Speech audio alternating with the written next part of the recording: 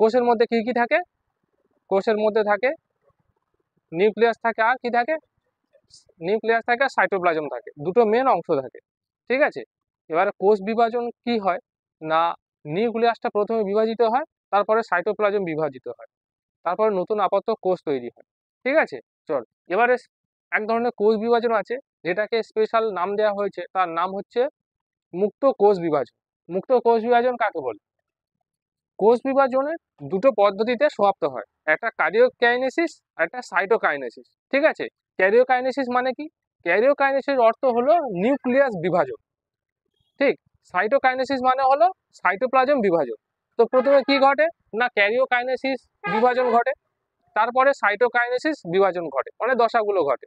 এরকম ক্যারিওকাইনেসিস মানে কি হলো, নিউক্লিয়াসকে প্রথমে বিভাজন হবে, তারপরে সাইটোকাইনেসিস ঘটবে, মানে সাইটোপ্লাজম বিভাজন হবে, তারপরে নতুন একটা পূর্ণাঙ্গ আবদ্ধ নিউক্লিয়াস তৈরি হবে, মানে নতুন আবদ্ধ একটা কোষ তৈরি হবে।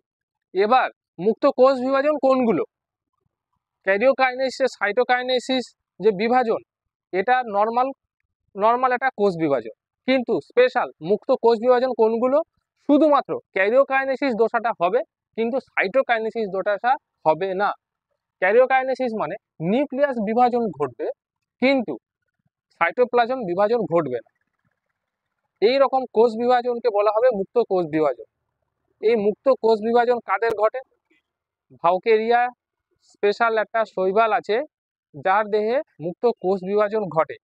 আর এর ফলস্বরূপ কি পাওয়া যায়? এর ফলস্বরূপ পাওয়া যায় বহু সংখ্যক নিউক্লিয়াস যুক্ত কোষ। যেহেতু সাইটোপ্লাজম বিভাজিত হচ্ছে না, অনলি ক্যারিওকাইনেসিস ঘটছে, সেই জন্য কি হয়, নিউক্লিয়াসটা বারবার বিভাজন হচ্ছে।